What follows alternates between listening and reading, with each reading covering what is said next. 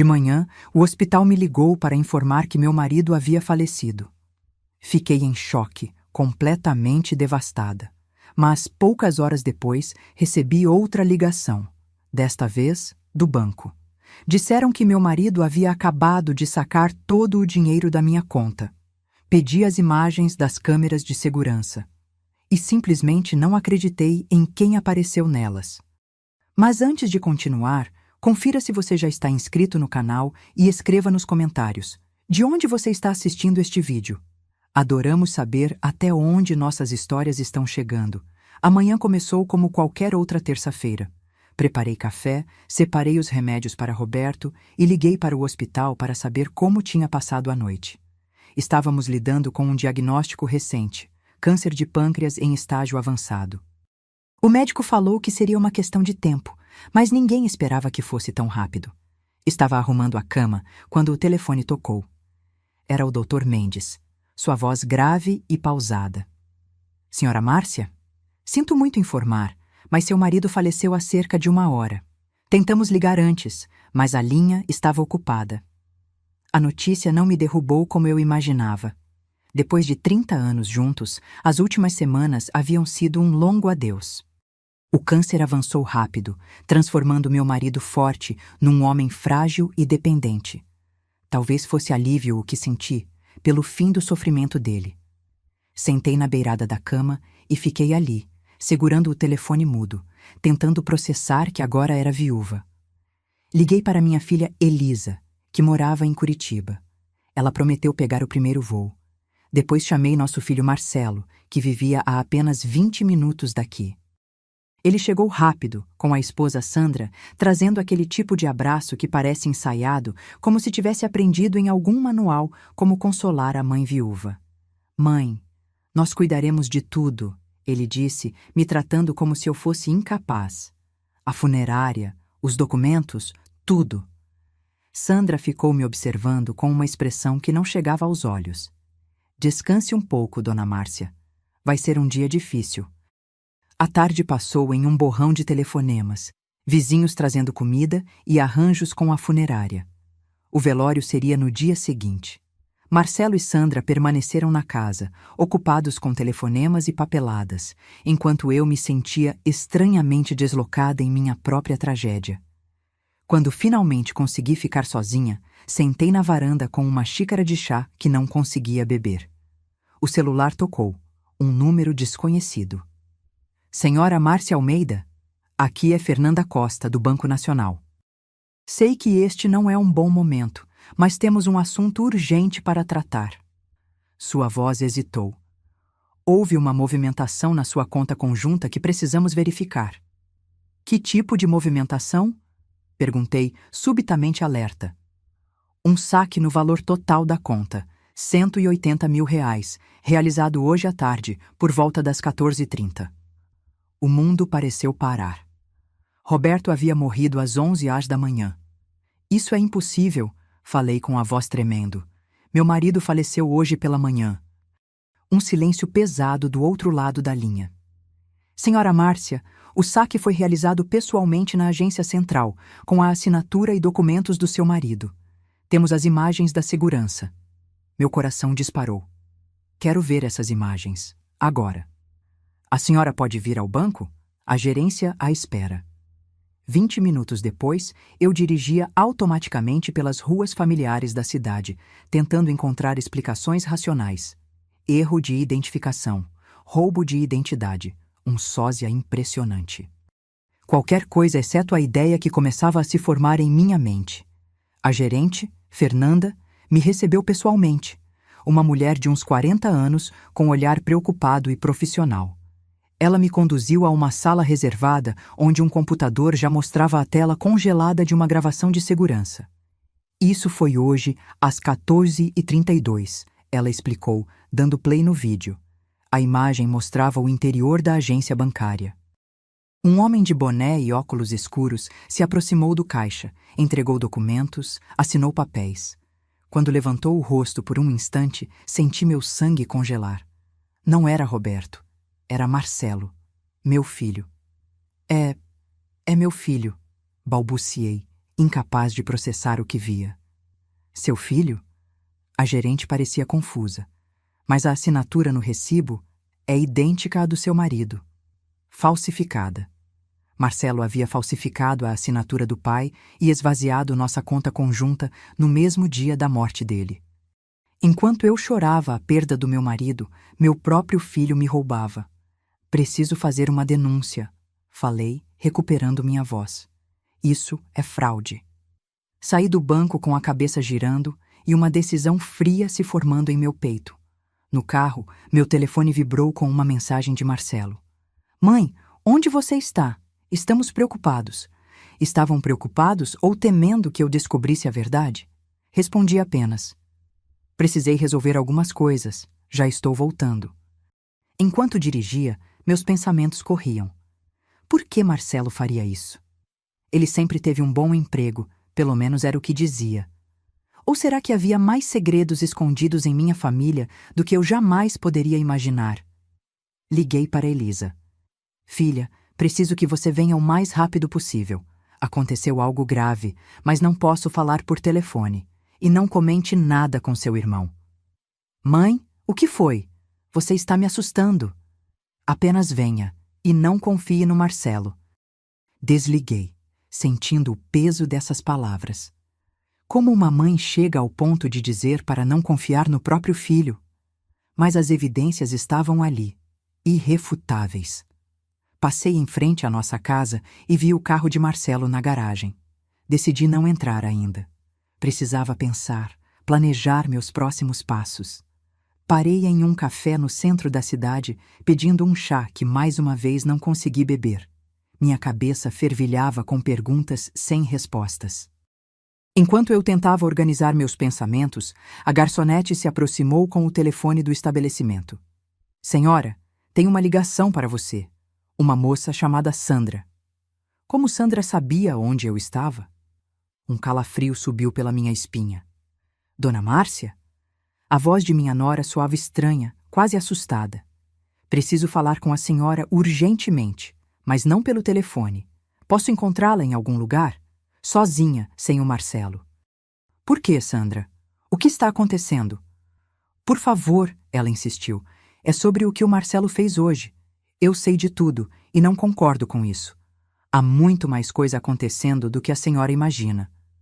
Foi então que percebi. Minha vida inteira havia sido construída sobre areia, e a maré estava subindo rapidamente para levar tudo embora. Combinei de encontrar Sandra em uma praça perto do centro, um lugar público onde eu me sentiria segura. Enquanto esperava, observava os pombos disputando migalhas, pessoas passando apressadas, o mundo continuando como se o meu não estivesse desmoronando. Reconheci Sandra se aproximando, cabelos loiros presos, expressão preocupada, olhando constantemente para trás como se temesse ser seguida. Dona Márcia, ela disse sentando ao meu lado. Suas mãos tremiam. Primeiro, preciso dizer que sinto muito pelo seu Roberto. Realmente sinto. O que está acontecendo, Sandra? Cortei. Não tinha paciência para formalidades. Ela respirou fundo. Marcelo está afundado em dívidas. Não só dívidas comuns, ele deve dinheiro para pessoas perigosas. Apostas, investimentos ruins, empréstimos com agiotas. São mais de R$ 200 mil. A informação me atingiu como um soco. E vocês esconderam isso de nós? Ele escondeu de todos, inclusive de mim. Seus olhos se encheram de lágrimas. Descobri há 2 meses, quando homens vieram à nossa casa fazer ameaças. Foi quando Marcelo começou a ficar desesperado. E o dinheiro da conta? Meu dinheiro? Sandra baixou a cabeça. Ele planejou isso quando soube do diagnóstico do seu Roberto. Disse que seria um empréstimo temporário, que devolveria tudo assim que resolvesse seus problemas. Ela ergueu os olhos para mim. Mas ontem à noite ouvi uma ligação. Ele falava sobre fugir, sobre um plano que tinha que dar certo. Ele não vai devolver nada, Dona Márcia. Minha mente trabalhava tentando processar tudo. Você está me dizendo que meu filho esperou seu pai morrer para me roubar e agora está planejando fugir? Tem mais. Sandra hesitou, como se estivesse decidindo quanto revelar. Encontrei remédios estranhos no nosso banheiro. Remédios que não são nossos. Quando pesquisei, descobri que são um tipo de anticoagulante potente. A implicação demorou alguns segundos para me atingir. O Roberto morreu de complicações do câncer que causaram uma hemorragia interna. Falei, sentindo o sangue gelar nas veias. Você está sugerindo que... Não estou afirmando nada, Sandra interrompeu nervosa. Só acho estranho. Roberto piorou muito rapidamente depois que Marcelo começou a ajudar com os remédios dele. Fechei os olhos, tentando conter a náusea que subiu pela minha garganta. Não podia ser verdade. Meu filho não poderia ser capaz de algo tão monstruoso. Mas as peças começavam a se encaixar de um modo terrível. Por que você está me contando isso agora? Perguntei, encarando-a. Porque tenho medo, ela confessou. Não reconheço mais o Marcelo. E quando descobri sobre o banco hoje, percebi que ele cruzou todos os limites. Dona Márcia, ele está planejando sair do país amanhã. Comprou passagens para o Paraguai. E você? Ele acha que vou junto, mas não vou. Ela engoliu em seco. Tenho família aqui. E o que ele fez? Não consigo ser cúmplice disso. Tentei manter a compostura, apesar da tempestade emocional dentro de mim. Sandra, preciso que você haja normalmente quando voltar para casa. Não deixe que ele perceba que falamos. Ela assentiu nervosa. O que a senhora vai fazer? O que qualquer mãe faria ao descobrir que seu filho se tornou um monstro, respondi, surpreendendo-me com a frieza em minha própria voz. Proteger o que resta da minha família. Depois que Sandra saiu, permaneci sentada por um longo tempo, olhando para o vazio. Precisava agir com cautela. Se Marcelo desconfiasse que eu sabia de algo, ele fugiria imediatamente com meu dinheiro. Talvez para sempre. Liguei para a delegacia e pedi para falar com algum investigador. Fui transferida para o delegado Castro, a quem expliquei brevemente a situação. Ele pediu que eu fosse à delegacia imediatamente. 1 hora depois, sentada em sua sala austera, terminei de contar tudo o que sabia. O delegado ouviu atentamente, fazendo anotações ocasionais. Senhora Márcia, temos evidências suficientes para investigar a fraude bancária. Quanto à possível interferência no quadro de saúde do seu marido, isso exigiria uma investigação mais aprofundada. Meu filho vai fugir amanhã, insisti. Precisa detê-lo antes disso. Vamos emitir um mandado para congelar os valores e impedir que ele deixe o país, o delegado garantiu. Mas precisamos ser cuidadosos. Se seu filho desconfiar que está sendo investigado, ele pode desaparecer com o dinheiro. Quando saí da delegacia, já era quase noite. Precisava voltar para casa, enfrentar Marcelo e fingir que não sabia de nada. A ideia me causava repulsa, mas era necessário. Ao chegar, encontrei a casa iluminada e o carro de Marcelo ainda na garagem. Respirei fundo antes de entrar. Ele estava na sala, mexendo no notebook. Mãe! Ele se levantou, simulando preocupação. Onde você estava? Fiquei preocupado. Tive que resolver algumas coisas no banco. Respondi vagamente, observando como sua expressão mudou por uma fração de segundo. No banco? Hoje? Mas com tudo o que aconteceu... Algumas coisas não podem esperar, filho. Mantive o tom neutro, embora meu coração estivesse acelerado. Onde está a Sandra? Foi para casa arrumar algumas roupas. Vamos ficar aqui com você esta noite. Concordei com a cabeça, agradecendo mentalmente por meus anos como professora de literatura, que me ensinaram a interpretar textos e pessoas. Marcelo estava nervoso. Seus olhos nunca se fixavam nos meus por muito tempo. Seus dedos tamborilavam na perna. Você já comeu algo? Perguntei, dirigindo-me à cozinha. Não estou com fome, ele respondeu seguindo-me. Mãe, estive pensando sobre as finanças. Você vai precisar de ajuda para administrar tudo agora. E eu posso... Amanhã falamos sobre isso. Interrompi, incapaz de ouvir aquele discurso hipócrita. Hoje só quero descansar. Ele pareceu aliviado. Claro, você deve estar exausta. Que tal eu preparar um chá para você? Observei-o enchendo a chaleira, pegando as xícaras, o mesmo homem que horas antes havia esvaziado minha conta bancária. O mesmo homem que, talvez, a ideia ainda era insuportável, tivesse acelerado a morte do próprio pai. Sandra me disse que vocês estão planejando uma viagem, comentei casualmente. Marcelo congelou por um instante. Ah, sim, só um fim de semana para espairecer um pouco. Mais para frente. Mais mentiras. Bebi o chá que ele me ofereceu apenas por educação, jogando quase tudo na pia quando ele não estava olhando. Após alguns minutos, fingi um bocejo. Vou me deitar. Amanhã será um longo dia. Em meu quarto, com a porta trancada, liguei para Elisa. Ela chegaria pela manhã. Também mandei mensagem para o delegado Castro, confirmando que Marcelo ainda estava em casa. Ele respondeu que agentes fariam vigilância discreta durante a noite e que o mandado seria cumprido pela manhã. Deitada na cama, onde dormi por décadas ao lado de Roberto, fiquei olhando para o teto. Como uma mãe não percebe que seu filho se transformou em alguém capaz de tais atrocidades? Onde eu falhei? O que eu não vi? Quase não dormi.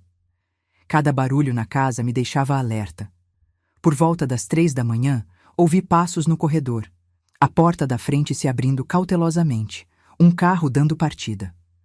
Corri para a janela a tempo de ver os faróis do carro de Marcelo se afastando. Imediatamente liguei para o número que o delegado havia me dado para emergências. Ele está saindo agora, informei. Acho que não vai esperar até amanhã para fugir. Estamos de olho, senhora, respondeu o policial de plantão. Não se preocupe. Mas como não me preocupar? A cada minuto que passava, Marcelo poderia estar mais longe, com o meu dinheiro, fugindo da justiça por crimes que eu ainda não conseguia aceitar que ele havia cometido. Aos primeiros raios de sol, ouvi uma batida na porta da frente.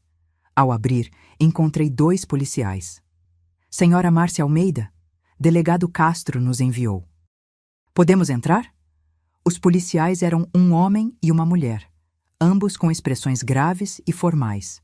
Depois de verificar suas identificações, deixei-os entrar. A policial, que se apresentou como Sargento Oliveira, foi direto ao assunto. Senhora Márcia, conseguimos localizar seu filho na rodoviária, tentando embarcar em um ônibus para Foz do Iguaçu. Ele está detido para averiguação neste momento. Um misto de alívio e dor me invadiu. E o dinheiro? Encontramos com ele aproximadamente R$40 mil em espécie, explicou o outro policial. O restante provavelmente foi transferido para outras contas. A equipe financeira está investigando. Sentei-me pesadamente no sofá. O que acontece agora? O delegado Castro gostaria que a senhora fosse até a delegacia para formalizar a denúncia. Também precisamos que reconheça oficialmente seu filho nas imagens do banco. Concordei, sentindo-me entorpecida. Enquanto me arrumava para sair, o telefone tocou. Era Sandra, sua voz trêmula e assustada. Dona Márcia, a polícia levou o Marcelo. Eles vieram aqui logo cedo perguntando por ele e depois recebi uma ligação dizendo que o prenderam na rodoviária. O que está acontecendo? Acho que você sabe muito bem o que está acontecendo, Sandra, respondi, sem conseguir esconder a frieza em minha voz. Marcelo roubou meu dinheiro e estava tentando fugir. Eu sei, ela chorou. Mas ele é seu filho. Você realmente vai mandar prendê-lo? Ele se prendeu sozinho quando decidiu cometer um crime, respondi. E há mais perguntas a serem respondidas. Um silêncio pesado seguiu-se. Sobre os remédios? Ela finalmente perguntou em voz baixa. Sobre tudo. Preciso desligar agora. A polícia está me esperando. Na delegacia, fui conduzida a uma sala onde o delegado Castro me aguardava. Era um homem de meia-idade, com olhar perspicaz e maneiras diretas. Senhora Márcia, antes de qualquer coisa, quero que saiba que seu filho está sendo tratado de acordo com a lei. Ele ainda não fez nenhuma declaração e pediu por um advogado. Ele confessou o roubo? Ainda não, mas as evidências são sólidas. As imagens do banco, a quantia encontrada com ele, a tentativa de fuga, tudo indica culpabilidade. O delegado deslizou algumas fotos impressas sobre a mesa, capturas de tela das imagens de segurança do banco. Nelas, via-se claramente Marcelo no caixa, falsificando a assinatura de Roberto. Confirma que este é seu filho, Marcelo Almeida, de 32 anos? Sim, confirmei, sentindo um nó na garganta. É ele. E esta assinatura, ele mostrou um documento de saque. Você reconhece como sendo uma falsificação da assinatura do seu marido? Examinei cuidadosamente. Era uma cópia quase perfeita da assinatura de Roberto, mas havia pequenas diferenças que só alguém familiarizado notaria. Sim, é uma falsificação. O delegado assentiu fazendo anotações. Há outra questão que precisamos abordar. Ele continuou com voz mais grave. Sua nora Sandra nos procurou esta manhã com uma informação preocupante sobre possíveis medicamentos administrados ao seu marido. Senti meu estômago afundar. Então ela contou a vocês também. Ela entregou um frasco de medicamento que encontrou na casa de vocês. É um anticoagulante potente que não foi prescrito por nenhum médico para seu marido ou qualquer membro da família. Fechei os olhos, lutando contra as lágrimas. O Roberto morreu de complicações que incluíram hemorragia interna. Estamos cientes disso. Já solicitamos ao hospital os registros médicos completos do seu marido e estamos considerando solicitar uma autópsia, se você concordar. A ideia de Roberto sendo exumado, seu corpo violado mesmo após a morte, me causou arrepios. Mas se havia a menor possibilidade de que Marcelo tivesse... Não, eu nem conseguia formular o pensamento completo. Faça o que for necessário, respondi com a voz firme. Quero a verdade, seja ela qual for. Nesse momento, a porta se abriu e um oficial anunciou a chegada da minha filha Elisa. Quando ela entrou, seu rosto estava pálido e seus olhos vermelhos de tanto chorar. Mãe! Ela correu para me abraçar. O que está acontecendo? Me ligaram dizendo que o Marcelo foi preso. Olhei para o delegado, que assentiu discretamente, e saiu da sala para nos dar privacidade. Com o coração pesado, contei tudo a Elisa. O dinheiro roubado, a tentativa de fuga e as terríveis suspeitas sobre a morte de Roberto. Não. Ela balançou a cabeça, incrédula. Marcelo não faria isso. Ele não seria capaz. Eu também não queria acreditar, respondi, segurando suas mãos. Mas as evidências estão lá, Elisa. Ele falsificou a assinatura do seu pai e esvaziou nossa conta no mesmo dia da morte dele. Ele estava fugindo com o dinheiro. Esses são fatos, não suposições. Elisa ficou em silêncio por um longo momento. E os remédios? Você realmente acha que ele poderia ter... Ela não conseguiu completar a frase. Não sei, admiti. Espero do fundo do meu coração que não. Mas precisamos descobrir a verdade. O delegado retornou, acompanhado de uma mulher em trajes formais que se apresentou como a promotora encarregada do caso. Senhora Márcia, já temos evidências suficientes para indiciar seu filho por estelionato e falsificação documental, ela explicou. Quanto à outra acusação mais grave, precisaremos de mais investigação. Posso vê-lo? Perguntei, surpreendendo a mim mesma com o pedido. A promotora e o delegado trocaram olhares. Se ele e o advogado dele concordarem, sim, respondeu o delegado. Mas devo avisá-la que ele está muito hostil no momento. Compreendo, mas preciso olhar nos olhos dele. Após alguns arranjos, fui conduzida a uma sala de visitas, onde Marcelo aguardava, algemado e vestindo o uniforme cinza dos detidos. Seu advogado, um homem de terno caro e expressão calculista, estava ao seu lado. Quando entrei, Marcelo ergueu os olhos. Por um instante, vi medo em seu olhar, logo substituído por uma máscara de indignação. Mãe, ele disse com a voz controlada. Isso é um grande mal-entendido. Sentei-me à sua frente, estudando o rosto que eu conhecia desde o nascimento, procurando traços do bebê que segurei nos braços, da criança que ensinei a andar, do adolescente que consolei após decepções. Estava tudo lá, mas havia algo mais agora. Algo calculista e frio que eu nunca havia notado antes. Por que, Marcelo? Perguntei simplesmente. Mãe, você não entende. Eu estava apenas tentando proteger o dinheiro. Papai e eu conversamos sobre isso antes. Mentira, interrompi com uma calma que me surpreendeu. Seu pai morreu achando que nosso dinheiro estava seguro. Você falsificou a assinatura dele e roubou tudo no mesmo dia da morte dele. e agora estava tentando fugir para o Paraguai. Seu advogado interveio.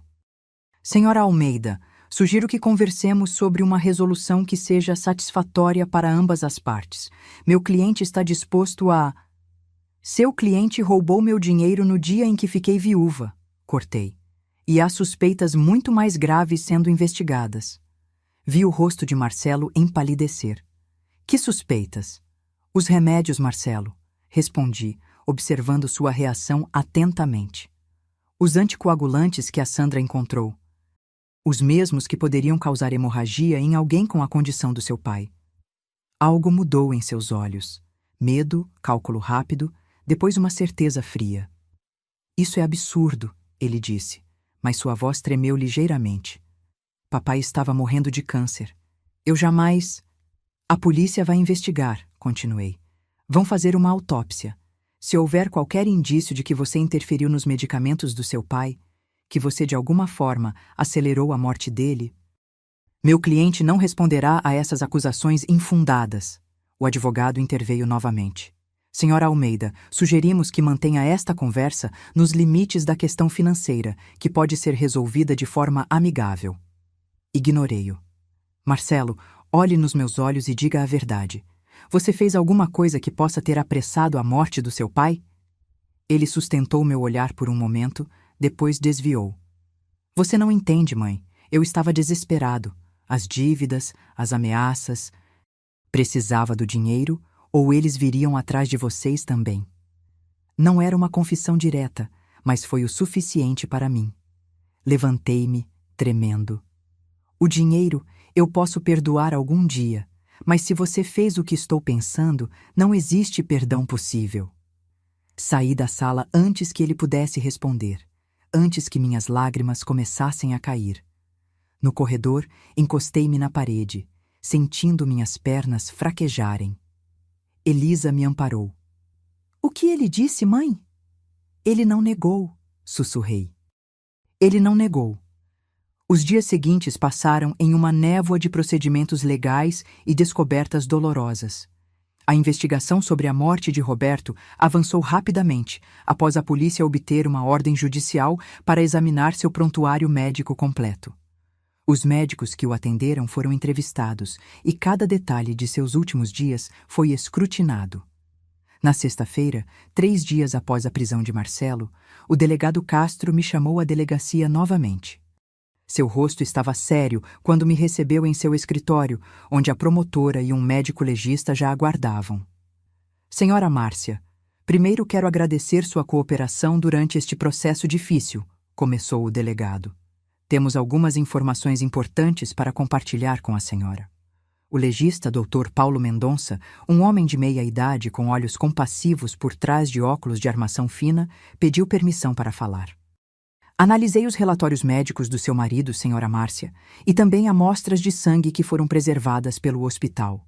Encontramos níveis anormalmente altos de varfarina, um anticoagulante potente. Esse medicamento não estava entre os prescritos para seu marido.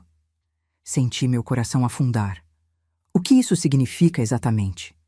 A varfarina, em doses normais, é usada para prevenir coágulos sanguíneos. Mas em doses elevadas, especialmente em alguém com a condição do seu marido, poderia causar hemorragia interna severa. Ele fez uma pausa delicada. Os níveis encontrados eram consistentes com uma dosagem muito acima do terapêutico. Em outras palavras, a promotora interveio. Há fortes indícios de que seu marido foi deliberadamente medicado com doses perigosas de um anticoagulante, o que acelerou significativamente seu falecimento. A sala pareceu girar ao meu redor. Uma coisa era suspeitar, outra era ouvir a confirmação clínica, fria e inegável. Meu filho havia envenenado meu marido. Precisaremos de uma autópsia para confirmar definitivamente, continuou o médico, mas as evidências laboratoriais já são bastante conclusivas. E a polícia encontrou receitas desse medicamento no apartamento do seu filho, acrescentou o delegado. Prescritas por um médico que nunca atendeu seu marido, obtidas em diferentes farmácias nas últimas semanas. Fechei os olhos tentando controlar a náusea que subia pela minha garganta.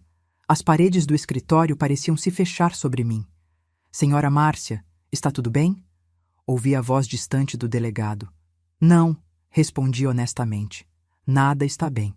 Acabei de descobrir que meu filho provavelmente matou meu marido. Senti uma mão gentil em meu ombro. Era a promotora. Seu rosto agora mais suave, mais humano. Entendemos que isso é devastador, ela disse. Mas precisamos da sua autorização para prosseguir com a autópsia. Assenti mecanicamente. Façam o que for necessário. Quero a verdade completa, por mais dolorosa que seja. Ao sair da delegacia, encontrei Elisa me esperando no carro, seu rosto ansioso e pálido. Entrei e fiquei em silêncio por longos minutos. Eles confirmaram, não foi? Ela perguntou finalmente, sua voz quase inaudível. Quase. Encontraram o anticoagulante no sangue do seu pai, níveis altos demais para ser acidental. Virei-me para ela, notando como ela parecia ter envelhecido anos em apenas alguns dias. Elisa, seu irmão envenenou seu pai. Ela soluçou, cobrindo o rosto com as mãos. Por quê? Por que ele faria isso? Não faz sentido.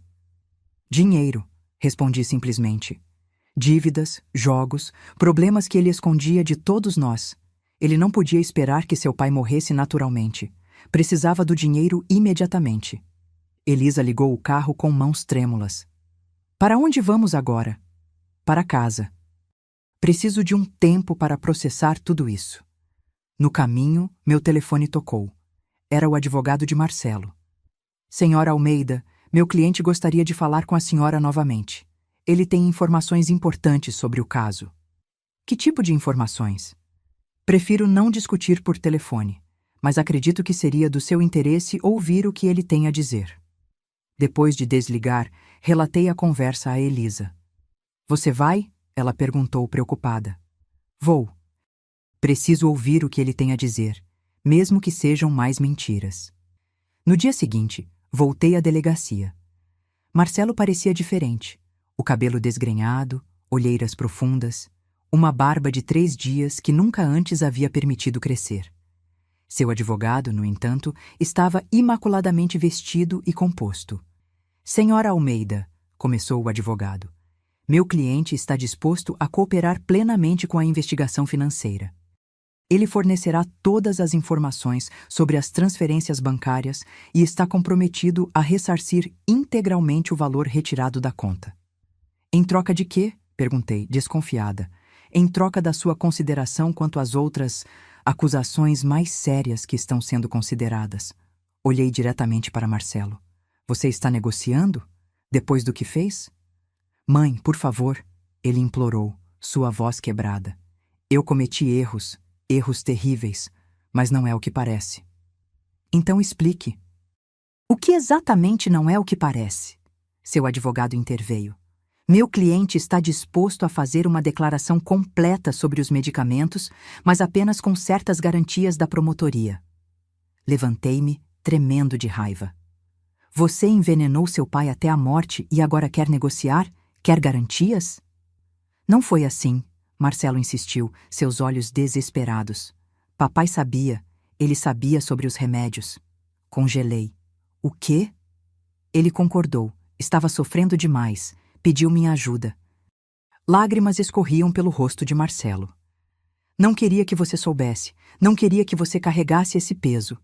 Voltei a sentar-me, atordoada. Está dizendo que foi eutanásia? Que seu pai pediu para morrer? Sim, Marcelo respondeu, sua voz baixa. Ele não aguentava mais a dor. Os médicos não davam mais do que algumas semanas, talvez dias. Ele estava sofrendo terrivelmente. E o dinheiro? Perguntei. Também foi ideia dele que você esvaziasse nossa conta no dia da morte dele? Marcelo desviou o olhar. Não, isso foi um erro meu. Eu precisava do dinheiro. Tinha gente me ameaçando. Pensei que poderia pegar emprestado, resolver meus problemas e devolver antes que você descobrisse. Balancei a cabeça, incrédula. Então seu pai supostamente pediu para morrer, você ajudou e decidiu que isso também lhe dava o direito de roubar o dinheiro dele? Não foi assim que pensei, ele murmurou. Vou dizer o que acho que aconteceu, falei, minha voz ganhando força. Você estava desesperado por dinheiro. Sabia que seu pai estava morrendo, mas não podia esperar que acontecesse naturalmente. Então, decidiu apressar as coisas. E depois, como se não bastasse, ainda roubou o dinheiro que era para eu viver o resto da minha vida. Mãe, eu juro, papai pediu... Pare de mentir, exclamei batendo na mesa. Roberto nunca pediria isso.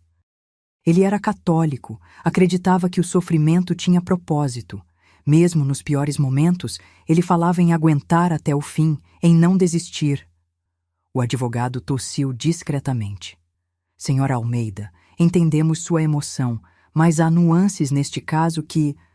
Não há nuances nenhuma em assassinato e roubo, interrompi.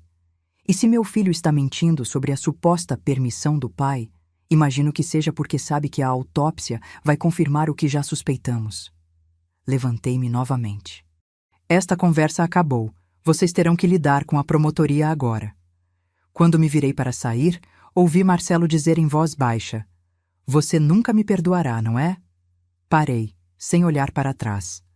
Algumas coisas vão além do perdão, Marcelo. Algumas traições são irreparáveis. Saí da sala com passos firmes, mas assim que cheguei ao corredor, minhas pernas cederam. Um policial correu para me amparar e me ajudou a sentar em um banco próximo. A senhora está bem? Quer água? Assenti, incapaz de falar. Enquanto esperava, vi Sandra entrando na delegacia. Nossos olhares se cruzaram e ela veio em minha direção, hesitante. Dona Márcia, ela começou, nervosa. Vim prestar meu depoimento oficial. Você sabia? Perguntei diretamente. Sobre os remédios, sobre o que Marcelo fez com Roberto? Ela balançou a cabeça. Juro que não.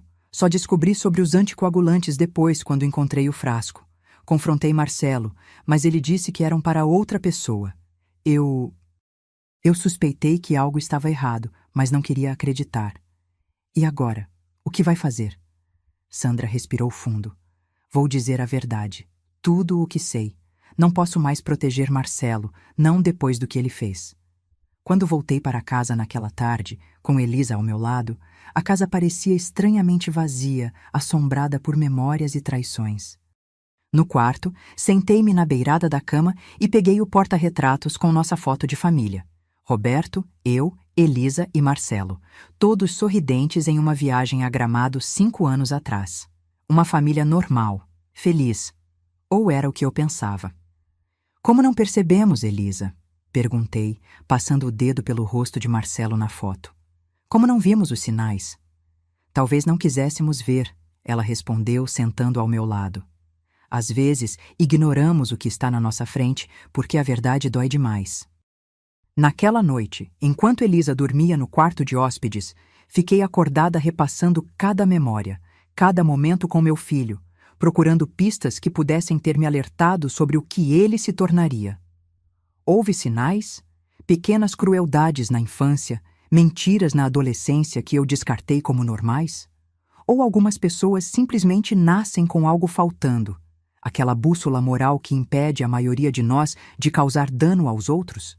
Pela manhã, o delegado Castro ligou com notícias. Senhora Márcia, o Marcelo está cooperando. Ele confessou ter administrado os anticoagulantes ao seu marido por várias semanas, sabendo que isso poderia causar hemorragia interna. Ele ainda alega que foi a pedido do Roberto? Sim, mas não apresentou nenhuma prova disso. Não há registros, não há testemunhas, apenas a palavra dele. Que não vale nada, completei amargamente.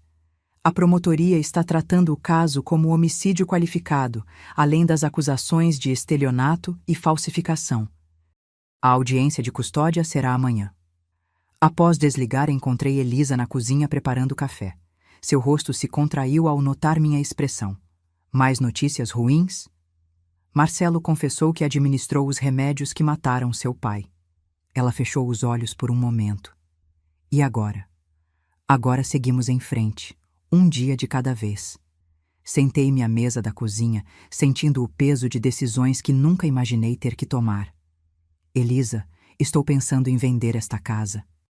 Há muitas lembranças aqui agora, nem todas boas. Tem certeza?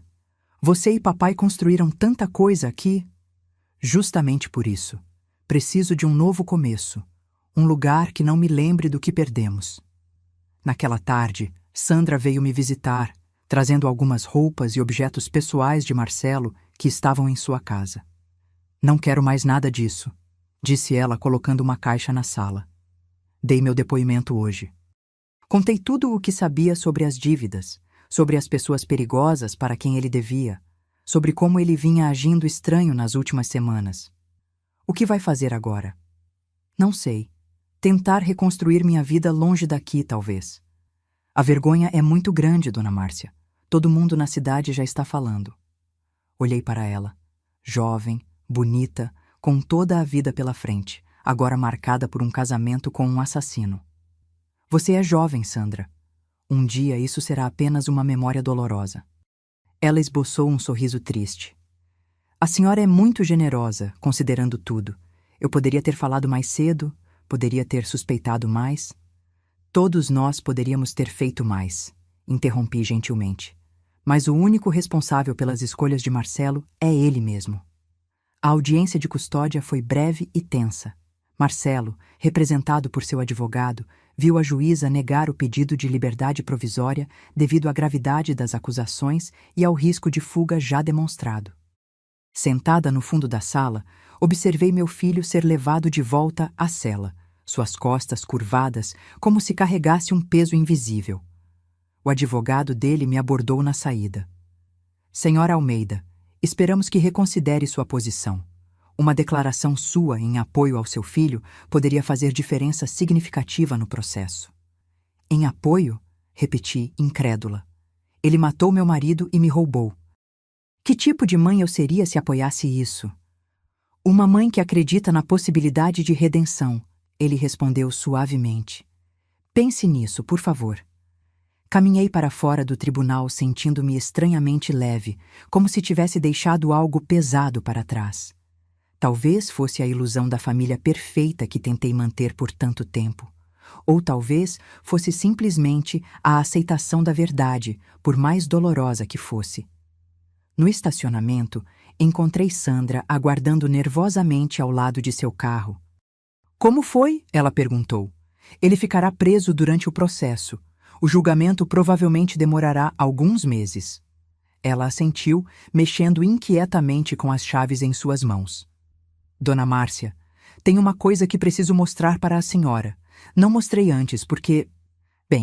porque estava com medo. Abriu a bolsa e tirou um envelope amassado. Encontrei isso entre as coisas do Marcelo depois que ele foi preso. São e-mails impressos, conversas dele com um amigo. Peguei o envelope com mãos trêmulas e comecei a ler os e-mails. Eram trocas de mensagens entre Marcelo e um amigo chamado Rogério, datadas de semanas antes da morte de Roberto. Nelas, Marcelo discutia abertamente seu plano. O velho está demorando demais para morrer. Preciso acelerar as coisas ou os caras vão atrás de mim. Consegui umas pílulas que devem ajudar. Sandra não sabe de nada e mamãe é ingênua demais para desconfiar. Em outra mensagem. Comecei a dar os anticoagulantes misturados no suco. Ninguém percebe. O médico disse que ele tem no máximo 1 mês, mas não posso esperar tanto. Assim que ele se for, pego o dinheiro da conta e resolvo tudo. Meus olhos se encheram de lágrimas de raiva e dor. Aqui estava a prova definitiva, em suas próprias palavras. Não havia pedido de ajuda de Roberto. Não havia eutanásia consensual. Apenas assassinato frio e calculista por dinheiro. Por que não mostrou isso antes? Perguntei a Sandra, minha voz trêmula. Porque eu também apareço nas mensagens. Ele fala como se eu não soubesse, mas... Eu tinha suspeitas. Ignorei os sinais, fingi que não estava acontecendo. Ela começou a chorar. Eu deveria ter feito algo. Deveria ter falado com a senhora, com alguém. Talvez seu marido ainda estivesse vivo. Olhei para a jovem diante de mim, assustada, culpada, tentando fazer o certo tarde demais.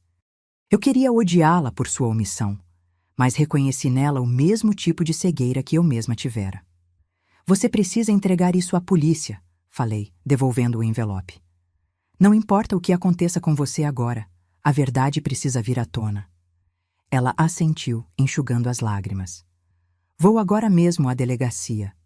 E depois, acho que vou voltar para a casa dos meus pais por um tempo. Nos despedimos com um abraço desajeitado, duas mulheres unidas pela traição do mesmo homem, cada uma carregando sua própria culpa e dor. Nos dias seguintes, a história dominou as manchetes locais. Filho envenena pai doente para roubar herança. Professor aposentado foi vítima do próprio filho. A pequena cidade onde vivíamos por décadas agora fervilhava com o escândalo. Vizinhos que antes acenavam amigavelmente agora desviavam o olhar, constrangidos ou curiosos demais. Uma semana após a audiência, fui ao cemitério onde Roberto havia sido sepultado. Seu corpo tinha sido brevemente exumado para a autópsia, que confirmou o que já sabíamos: níveis letais de anticoagulantes que haviam provocado hemorragia interna maciça, acelerando sua morte em semanas, talvez meses. Diante do túmulo recém-fechado, coloquei um buquê de lírios, suas flores favoritas, e me permiti chorar abertamente pela primeira vez desde que tudo começou. Sinto muito, Roberto, sussurrei, tocando a lápide fria. Sinto muito por não ter percebido, por não ter protegido você, nosso próprio filho. Minha voz falhou. Uma mão suave tocou meu ombro. Era Padre Miguel, o sacerdote da nossa paróquia, que aparentemente tinha vindo visitar outro túmulo. Márcia, ele disse gentilmente, como está se sentindo? Perdida, respondi honestamente. Como uma mãe segue adiante depois de descobrir que seu filho é um assassino? O padre suspirou, seu rosto enrugado demonstrando compaixão. Não tenho respostas fáceis, minha filha. Apenas sei que nenhuma mãe deveria carregar a culpa pelos atos de um filho adulto. Mas onde errei? Como não percebi o que ele estava se tornando? Você deu a ele amor, valores, educação. As escolhas que ele fez como adulto são responsabilidade dele, não sua. Ele fez uma pausa. Sei que é difícil de aceitar, mas alguns desvios de caráter vão além da nossa compreensão. Ficamos em silêncio por alguns minutos, contemplando o túmulo de Roberto. Finalmente, o padre perguntou: Você já pensou em visitá-lo? Seu filho? Para quê? Para ouvir mais mentiras? Talvez não para ele, mas para você mesma, para encontrar algum tipo de fechamento. Refleti sobre suas palavras durante o caminho de volta para casa. Fechamento. Era isso que eu buscava? Ou era alguma explicação impossível que pudesse fazer sentido do insensato, que pudesse transformar meu filho de monstro de volta a humano? Em casa, encontrei Elisa organizando papéis na mesa da sala. Contas, documentos, o inventário preliminar dos bens de Roberto. Como foi no cemitério? Ela perguntou. Encontrei o padre Miguel. Ele sugeriu que eu visitasse seu irmão. Elisa parou o que estava fazendo. E você vai? Não sei. Parte de mim quer entender, quer ouvir dele, cara a cara, sem advogados ou policiais. Mas outra parte teme que não haja nada para entender. Que a explicação seja simplesmente que seu irmão se tornou alguém capaz de matar o próprio pai por dinheiro. Se você for, quero ir junto, Elisa afirmou. Não quero que enfrente isso sozinha. Na manhã seguinte, fomos juntas ao presídio. Marcelo parecia ainda mais abatido que na audiência. Quando nos viu, seus olhos se iluminaram brevemente com esperança. Mãe Elisa, ele disse sentando-se à nossa frente. Vocês vieram. Viemos porque precisamos ouvir a verdade, Marcelo, respondi. A verdade completa, sem mais mentiras ou manipulações. Devemos isso ao seu pai. Já disse a verdade. Papai estava sofrendo, ele pediu. Pare, interrompi, colocando os e-mails impressos sobre a mesa. Sandra entregou isso à polícia, suas mensagens para Rogério planejando tudo. Não havia pedido nenhum, era tudo mentira. Marcelo empalideceu, seus olhos fixos nos papéis. Por um longo momento, ninguém falou. Então, algo pareceu desmoronar dentro dele. Sua postura, sua expressão, a última camada de auto-engano. Eu não queria que ele sofresse, disse finalmente, sua voz quase inaudível. Isso é verdade, Mas precisava do dinheiro. Estava afundado em dívidas. Tinha gente me ameaçando. Eles sabiam onde vocês moravam. Sabiam da Elisa. Então você matou papai para salvar sua própria pele? Elisa perguntou, sua voz tremendo. Não pensei nisso como matar, ele respondeu, lágrimas escorrendo pelo rosto. Ele já estava morrendo. Eu só apressei o inevitável. E o dinheiro? Perguntei. Por que todo o dinheiro? Por que não apenas o suficiente para suas dívidas? Marcelo abaixou a cabeça. Porque sabia que não poderia voltar depois. Sabia que eventualmente descobririam.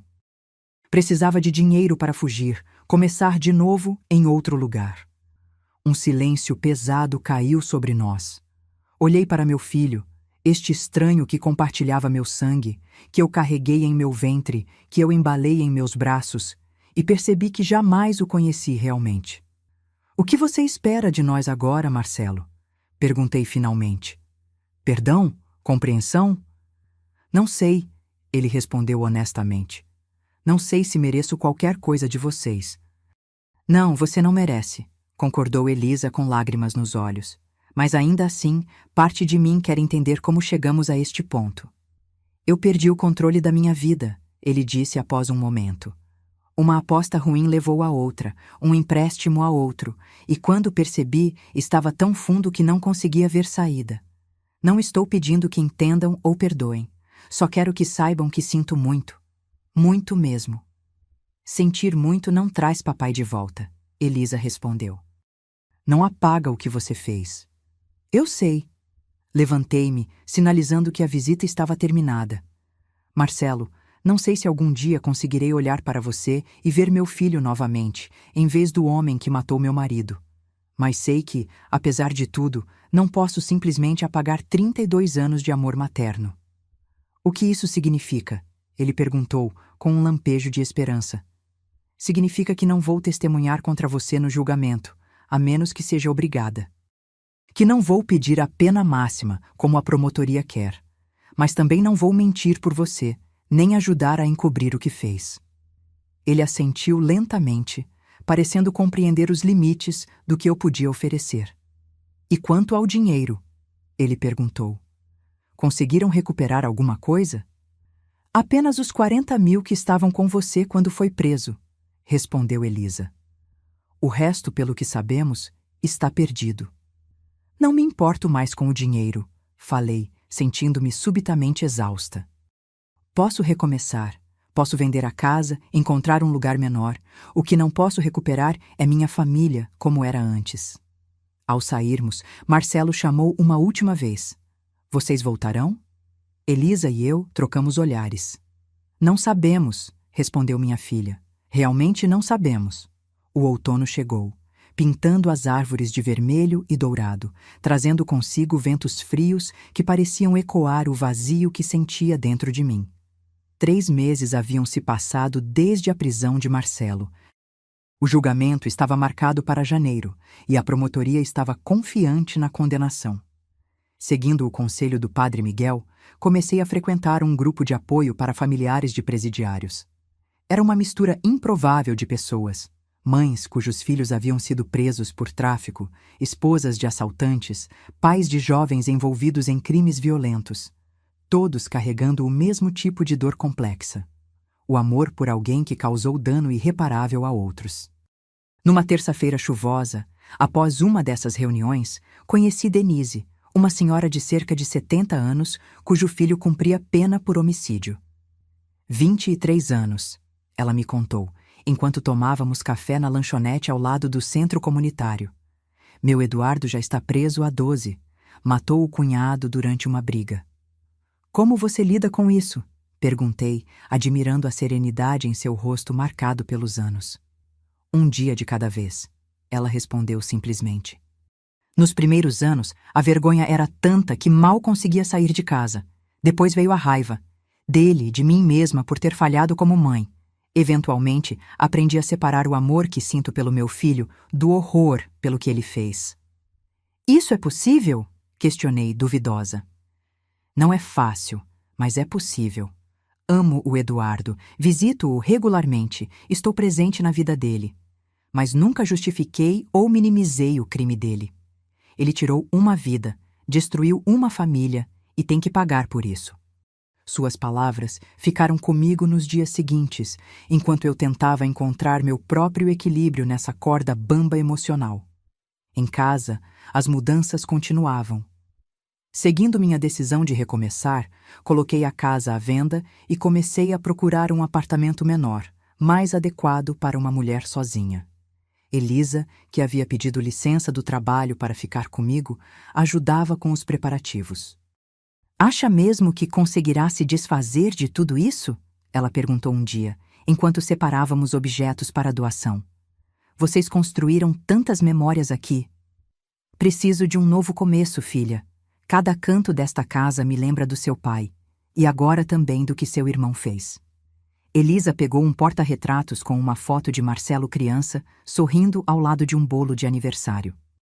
"O que fazemos com as fotos dele?" Olhei para a imagem de meu filho aos 7 anos, inocente, feliz, com toda a vida pela frente. "Guarde-as. Talvez um dia eu consiga olhar para elas sem sentir essa dor." À noite, sozinha em meu quarto, comecei a escrever um diário. Um hábito que abandonei na adolescência e agora retomava como forma de organizar meus pensamentos caóticos. "Como uma mãe processa a traição de um filho?" escrevi. "Onde termina o amor maternal e começa a necessidade de justiça? Roberto merece justiça. Eu mereço verdade. Mas Marcelo ainda é meu filho. Ainda é a criança que embalei, que ensinei a andar, a ler, a amar. Quando olho para ele agora, vejo um estranho com o rosto do meu menino. Um homem capaz de cálculo frio, de envenenar seu próprio pai por dinheiro. Como reconciliar essas duas imagens?" No final de outubro, recebi uma ligação inesperada. Era Rogério, o amigo com quem Marcelo havia trocado os e-mails incriminadores. "Senhora Márcia, sou Rogério Campos, amigo do Marcelo. Gostaria de conversar com a senhora, se possível." Hesitei, desconfiada. "Sobre o que exatamente?" "Sobre os e-mails, sobre as dívidas do Marcelo. Há coisas que acho que a senhora deveria saber." Combinamos de nos encontrar em um café no centro da cidade. Rogério era mais velho que Marcelo, talvez uns 40 anos, com aparência de executivo e maneiras polidas. "Agradeço por aceitar me encontrar", ele começou. "Primeiro, quero dizer que estou profundamente arrependido por meu papel em tudo isso. Deveria ter alertado alguém quando percebi o que Marcelo estava planejando." "Por que não alertou?" perguntei diretamente. Ele desviou o olhar. "Por covardia, talvez. Ou por lealdade equivocada. Marcelo e eu nos conhecemos em um cassino clandestino há alguns anos. Ambos tínhamos problemas com jogos." "Problemas?" "Vício. Apostávamos compulsivamente, dinheiro que não tínhamos. Eu consegui me afastar, entrar para os jogadores anônimos. Marcelo não. Ele continuou afundando, pedindo empréstimos a pessoas perigosas." "Que pessoas?" "Agiotas, principalmente um chamado Pereira. Ele não é alguém com quem se deva brincar. Quando os juros se acumularam e Marcelo não conseguiu pagar, Pereira começou a fazer ameaças, não só contra Marcelo, mas contra sua família também. Então foi por isso que ele ficou desesperado", concluí, tentando entender. "Em parte sim, mas há mais." Rogério hesitou. Marcelo tinha outro problema, além do jogo. Drogas. Cocaína, principalmente. Começou como algo recreativo, para aguentar as noites nos cassinos, mas se transformou em dependência. A informação me atingiu como um soco. Meu filho, um viciado em drogas? Como não percebi? "Ele escondia bem", continuou Rogério, como se lesse meus pensamentos. "Era funcional, mantinha as aparências, mas os problemas se acumularam rapidamente. O jogo para pagar as drogas, mais drogas para lidar com a ansiedade do jogo, mais dívidas, mais mentiras." "Por que está me contando isso agora?" perguntei, tentando absorver essas novas e dolorosas revelações. Rogério suspirou, passando a mão pelo cabelo. "Porque fui intimado a testemunhar no julgamento e vou contar tudo isso ao tribunal. Achei que a senhora merecia saber antes, diretamente de mim, não num ambiente hostil como um tribunal. Há mais alguma coisa que eu deveria saber?" Sim, Marcelo tentou parar várias vezes, com o jogo, com as drogas. Chegou a frequentar algumas reuniões de narcóticos anônimos comigo, mas nunca conseguiu se manter limpo por muito tempo. Ele fez uma pausa. E quando seu marido adoeceu, Marcelo viu uma oportunidade. Começou a falar sobre a herança, sobre como resolveria tudo quando o dinheiro viesse. Mas Roberto não tinha uma grande herança para deixar, expliquei. Apenas a casa, alguns investimentos modestos e nossas economias. Marcelo exagerava. Para os credores, para si mesmo talvez. Em sua mente o dinheiro resolveria tudo. As dívidas, o vício, os problemas com Pereira. E quando percebeu que não seria suficiente ou que demoraria demais, ele perdeu o controle. Rogério completou sombriamente. Começou a falar em ajudar seu marido a partir mais rápido. No começo, pensei que fosse apenas desabafo, o tipo de coisa terrível que alguém desesperado diz sem intenção real. Quando percebi que era sério, já era tarde demais. Ficamos em silêncio por algum tempo, cada um perdido em seus próprios pensamentos. Finalmente perguntei: Você acha que ele se arrepende, genuinamente? Rogério refletiu antes de responder. Acho que sim. Não pelo motivo certo, talvez, mais pelo que perdeu do que pelo que fez. Mas há arrependimento ali.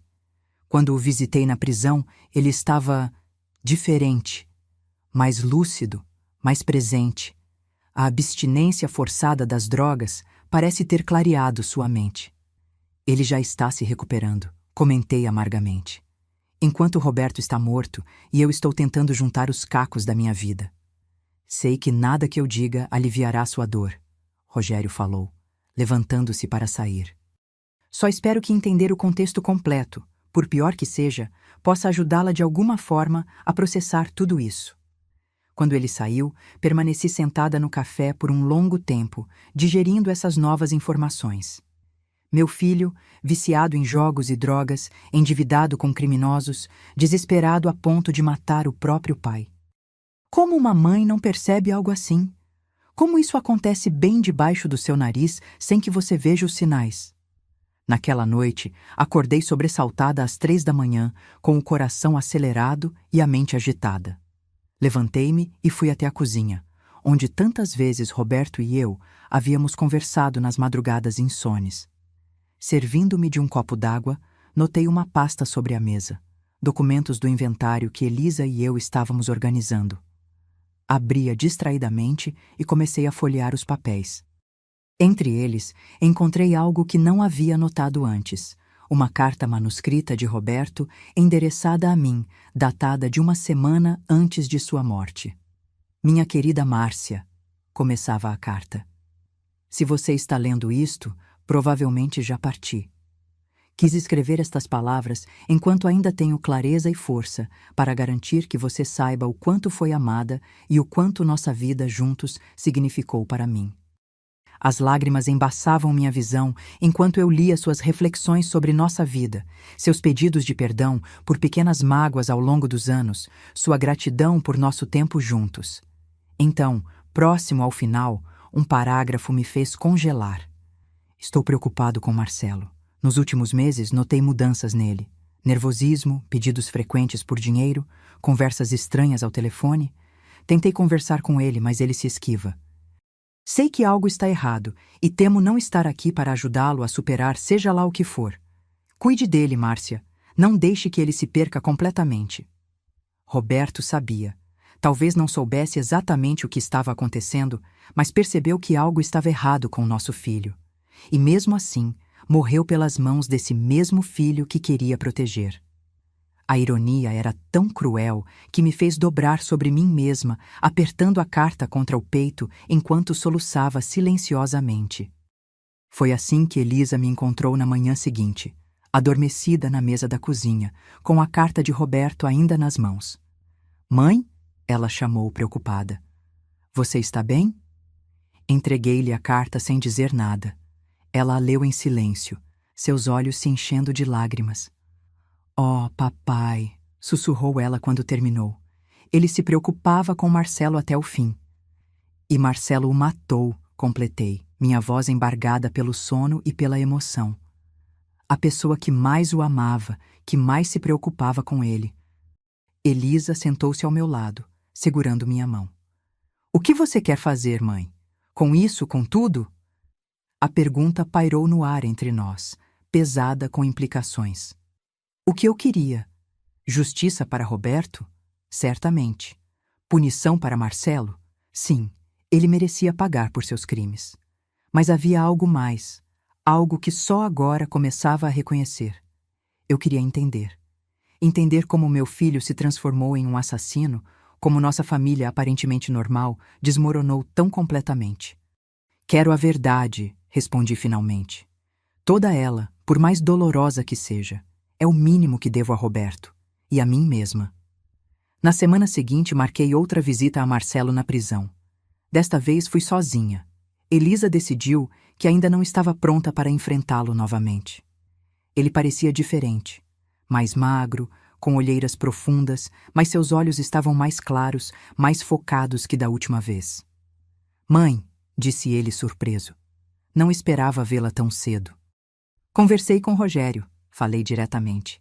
Ele me contou sobre o jogo, as drogas, as dívidas com agiotas. Marcelo fechou os olhos por um momento, depois assentiu. Imaginei que ele falaria, está certo, vocês merecem saber a verdade. Por que não nos pediu ajuda, Marcelo?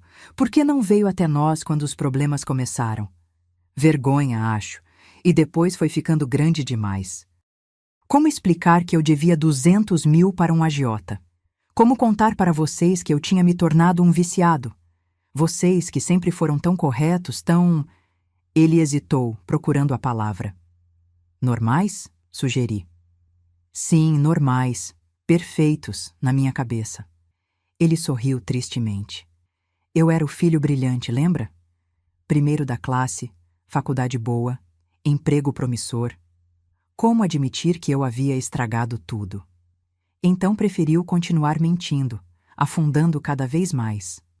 Foi assim que começou, uma mentira pequena levando a outra maior, e outra, até que eu estava tão longe da verdade que não conseguia mais voltar atrás. Respirei fundo. Encontrei uma carta que seu pai escreveu antes de morrer. Ele sabia que algo estava errado com você. Estava preocupado. Marcelo empalideceu. Ele percebeu? Ele te amava, Marcelo. Nós dois amávamos. Teríamos feito qualquer coisa para ajudá-lo. Qualquer coisa menos dar 200 mil para pagar dívidas de jogo e drogas, ele murmurou. Você não sabe o que teríamos feito, porque nunca nos deu a chance de ajudar, retruquei, sentindo a raiva crescer. Em vez disso, decidiu que a vida do seu pai valia menos que suas dívidas. Ele abaixou a cabeça, incapaz de sustentar meu olhar. Não pensei assim. Na minha cabeça, ele já estava morrendo mesmo. Eu só apressei um pouco. Parecia tão simples na hora, tão lógico. Eu estava tão desesperado. E o dinheiro? Onde está o resto? Transferi para várias contas diferentes. A maior parte já foi para o Pereira, para pagar o que eu devia. O resto? Sinceramente, não sei. Sandra tinha acesso a algumas contas. Ela pode ter pegado. Você deu o dinheiro para o agiota e mesmo assim tentou fugir? Porque sabia que não seria suficiente. Ele queria mais, sempre mais. Os juros nunca paravam de crescer. Olhei para meu filho, este estranho que compartilhava meu sangue, e vi algo que não tinha notado antes. Medo. Um medo profundo e visceral. O tipo de medo que distorce a realidade, que transforma pessoas normais em monstros. Você está limpo agora? Perguntei. Sim. Não por escolha, claro. Mas sim, estou limpo pela primeira vez em anos. É difícil, mas também clarificador. Consigo pensar melhor. E o que você pensa agora que está pensando melhor? Ele refletiu por um momento. Penso que destruí tudo o que importava por algo que não valia nada. Penso que machuquei as únicas pessoas que realmente se importavam comigo. E penso que, não importa quantos anos eu passe aqui dentro, nunca será o suficiente para compensar o que fiz. Era a coisa mais honesta que já o ouvira dizer desde que tudo começou. O julgamento começou em uma manhã gelada de janeiro. A pequena cidade ainda comentava o caso. O professor aposentado, envenenado pelo próprio filho por dinheiro. Repórteres do jornal local aguardavam na entrada do fórum e senti seus olhares enquanto Elisa e eu subíamos as escadas de pedra do edifício. Dentro do tribunal, a atmosfera era solene e tensa. Sentei-me na primeira fileira, observando Marcelo ser trazido pelos guardas. Ele havia perdido mais peso e seu rosto tinha uma palidez doentia. Quando nossos olhares se cruzaram, ele acenou discretamente com a cabeça, um gesto mínimo de reconhecimento. O julgamento seguiu seu curso ao longo de 2 semanas. A promotoria apresentou as evidências meticulosamente. Os e-mails entre Marcelo e Rogério, os registros médicos de Roberto mostrando a presença dos anticoagulantes, as imagens do banco, os depoimentos das testemunhas. Sandra testemunhou, visivelmente nervosa, detalhando o que sabia sobre as dívidas de Marcelo e como encontrou os medicamentos. Rogério confirmou tudo o que me contara: o vício em jogos, as drogas, as dívidas com Pereira. Quando questionado pelo promotor se acreditava que Marcelo tinha plena consciência de que os medicamentos causariam a morte de Roberto, ele respondeu, após hesitar. Sim, ele sabia. Falou sobre isso várias vezes, calculando quanto tempo levaria. O momento mais difícil foi quando fui chamada para testemunhar. O promotor foi gentil, fazendo perguntas básicas sobre meu relacionamento com Roberto, sobre como descobri o saque bancário, sobre as visitas a Marcelo na prisão. Senhora Almeida? Ele perguntou.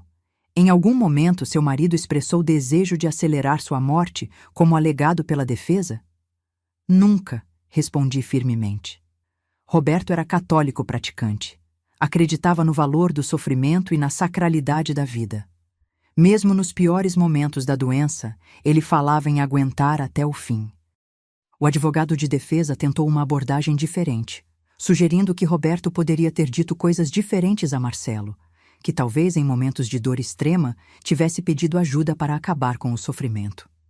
Meu marido e meu filho eram próximos, respondi. Mas conheço Roberto melhor que ninguém. Ele nunca pediria isso. E mais importante, nunca pediria a seu próprio filho para carregar tal peso. No último dia do julgamento, Marcelo optou por testemunhar.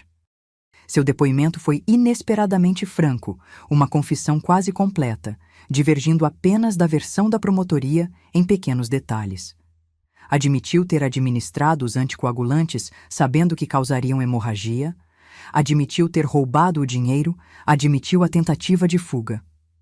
Estava desesperado, explicou ele com a voz embargada. As dívidas, as ameaças. Pereira disse que machucaria minha família se eu não pagasse. Achei que estava protegendo todos, mas na verdade estava apenas sendo egoísta e covarde. Não há desculpa para o que fiz. Sei disso agora. Quando o júri se retirou para a deliberação, uma calma estranha me invadiu.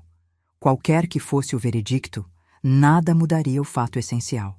Meu marido havia partido para sempre, e meu filho tinha desempenhado um papel ativo em sua morte. O júri voltou após apenas 4 horas, um tempo surpreendentemente curto para um caso tão complexo. O veredito, culpado de homicídio doloso, estelionato e falsificação documental. A sentença seria determinada pelo juiz na semana seguinte. Ao sair do tribunal, um repórter me abordou, microfone em punho. Senhora Almeida, como se sente com a condenação do seu filho? Olhei para ele, sentindo um cansaço profundo. Como a senhora acha que uma mãe se sente vendo seu filho condenado por matar seu marido? Não há palavras para descrever algo assim. A audiência de sentença foi mais breve. O juiz, um homem idoso com olhos perspicazes e voz grave, ouviu os argumentos finais da promotoria e da defesa antes de proferir sua decisão. Marcelo Almeida, ele começou. Você foi considerado culpado de crimes hediondos contra sua própria família. Tirou a vida de seu pai de forma premeditada e cruel, roubou sua mãe no momento de maior vulnerabilidade e tentou fugir para escapar da justiça. Estes não são atos impulsivos ou erros de julgamento momentâneos, mas uma série de escolhas calculadas ao longo de semanas, possivelmente meses. Marcelo permaneceu cabisbaixo, aceitando a reprimenda sem protesto. No entanto, continuou o juiz, o tribunal reconhece os fatores atenuantes apresentados pela defesa: sua dependência química, a ausência de antecedentes criminais, sua confissão e aparente arrependimento. Considerando todos estes elementos, sentencio você a 20 anos de reclusão pelo crime de homicídio doloso, mais 5 anos pelos crimes de estelionato e falsificação, a serem cumpridos consecutivamente. 25 anos. Marcelo teria quase 60 anos quando saísse da prisão, se conseguisse a progressão de regime e outros benefícios legais. Mais velho do que Roberto quando morreu. Ao ouvir a sentença, Marcelo não demonstrou surpresa ou revolta. Parecia quase aliviado, como se finalmente pudesse começar a pagar sua dívida, como se a incerteza fosse pior que a punição. Quando os guardas vieram buscá-lo, ele se virou na minha direção. Sinto muito, mãe, disse, alto o suficiente para que eu ouvisse. Por tudo. Não respondi. Não havia resposta possível para aquelas palavras, nenhuma que fizesse justiça à complexidade do que eu sentia. Nos meses seguintes, a vida adquiriu uma nova rotina. Vendi a casa onde vivemos por tantos anos e comprei um pequeno apartamento próximo à universidade, onde havia lecionado. O dinheiro era apertado. A maior parte das economias havia desaparecido com Marcelo, mas era suficiente para viver com simplicidade. Elisa voltou para Curitiba, retomando seu trabalho e sua vida, embora ligasse todos os dias e viesse me visitar mensalmente. Sandra mudou-se para outra cidade, buscando um novo começo, longe dos olhares curiosos e julgadores. Ocasionalmente recebia notícias dela, sempre formais e distantes. Quanto a Marcelo, mantive contato mínimo através de cartas. Ele escrevia regularmente, longas missivas confessionais, reflexivas, repletas de arrependimento e promessas de mudança.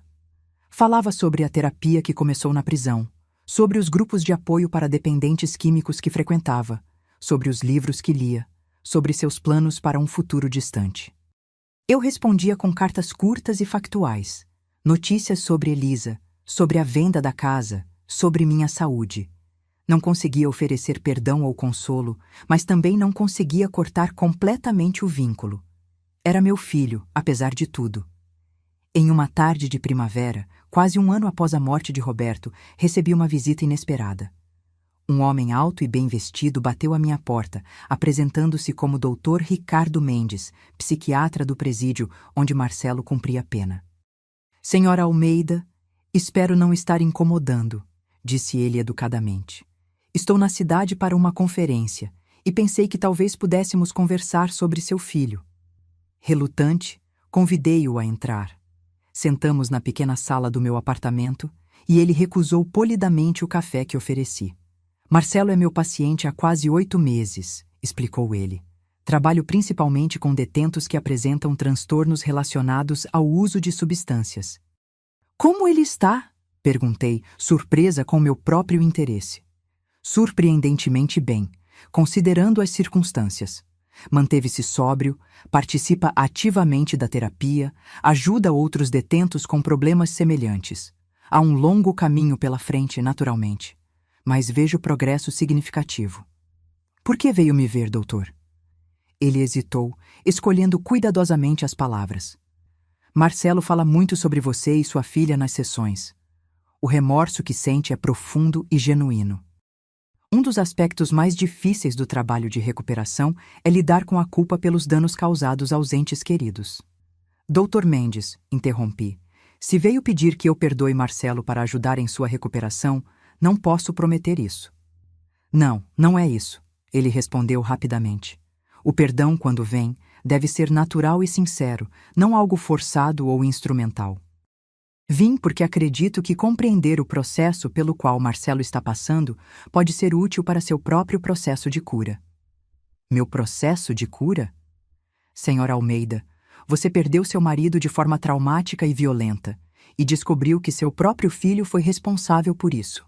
É uma dor que poucas pessoas podem compreender. Sei que está lidando com isso da melhor forma possível, mas pensei que talvez ajudasse saber que o homem que causou esse dano está genuinamente trabalhando para entender suas ações e mudar. Refleti sobre suas palavras, sentindo uma mistura confusa de emoções. Ele ainda tenta justificar o que fez? Culpar as drogas, o desespero? Não, respondeu o médico firmemente. Essa é uma das razões pelas quais acredito em seu progresso. Ele assume total responsabilidade por suas escolhas. As drogas, o vício em jogos, as dívidas, tudo isso contextualizar, mas não justifica, e ele compreende isso agora. E quanto ao pai dele? Ele ainda alega que Roberto pediu para morrer? Não. Admitiu que inventou essa história para tentar mitigar sua culpa, tanto aos olhos dos outros quanto aos seus próprios. Senti lágrimas silenciosas escorrerem pelo meu rosto. De alguma forma, essa última confissão, o reconhecimento de que até o suposto pedido de ajuda de Roberto tinha sido uma mentira, trazia um tipo estranho de alívio. A verdade, por mais dolorosa, era melhor que a incerteza. Obrigada por vir, doutor, falei finalmente. Não sei se algum dia conseguirei perdoar Marcelo completamente, mas é reconfortante saber que ele está tentando mudar. A recuperação é um processo longo, tanto para ele quanto para você, respondeu o médico, levantando-se para sair. Permita-se sentir o que precisa sentir, no seu próprio ritmo. Não há regras para navegar um trauma como este. Após sua partida, fiquei sentada sozinha por muito tempo, pensando em tudo o que havia acontecido, em tudo o que havia perdido e, surpreendentemente, no que havia ganho. Uma clareza que só vem após a tempestade, uma força que não sabia que possuía, um entendimento mais profundo da fragilidade humana, inclusive a minha. Naquela noite, pela primeira vez em quase um ano, sonhei com Roberto. Não estava morrendo em um leito de hospital, nem pálido em um caixão.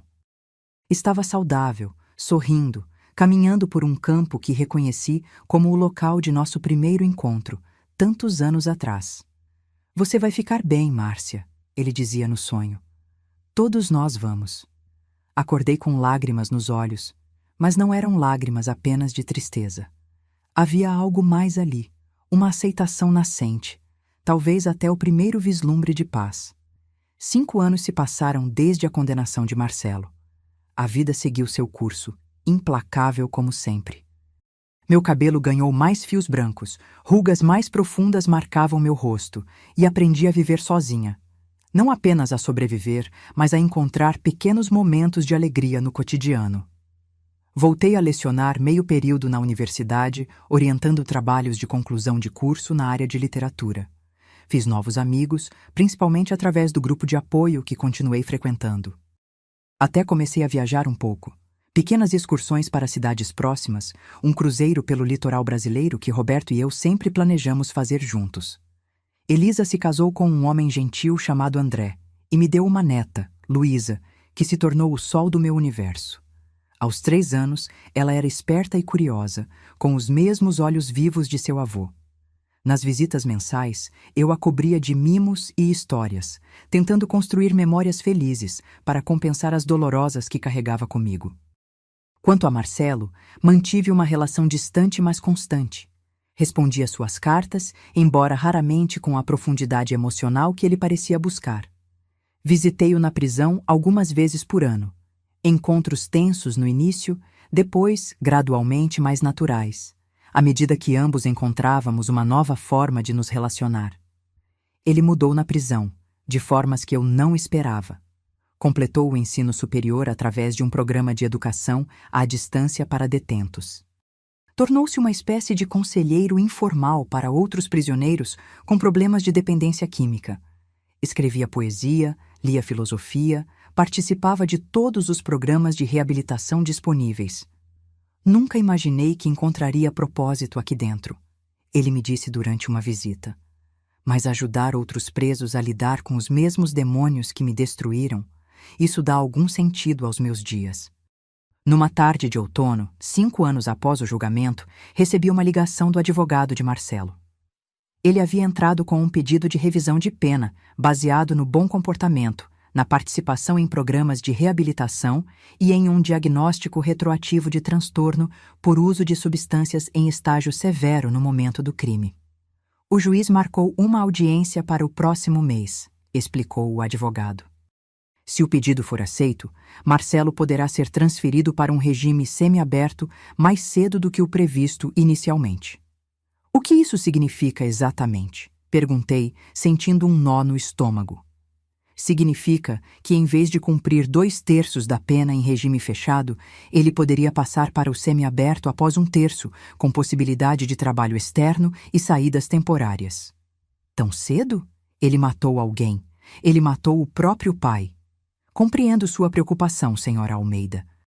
Mas a lei prevê possibilidades de progressão de regime para quem demonstra reabilitação efetiva, e Marcelo tem sido um exemplo disso.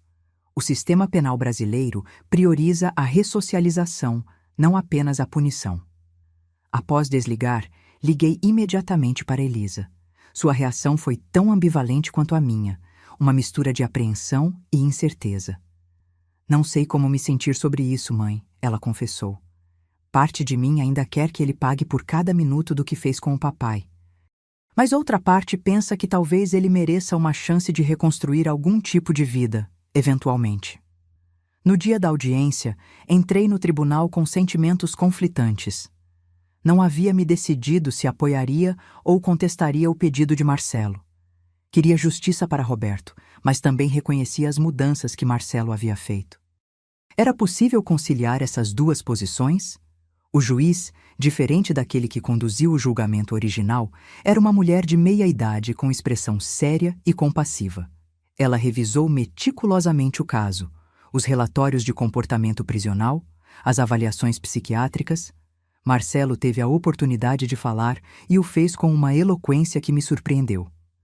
Meritíssima, não estou aqui para minimizar a gravidade do que fiz, nem para fugir da responsabilidade pelos meus atos, ele começou. Tirei a vida do meu pai, causei dor incalculável à minha família e nenhuma quantidade de tempo na prisão jamais compensará isso completamente.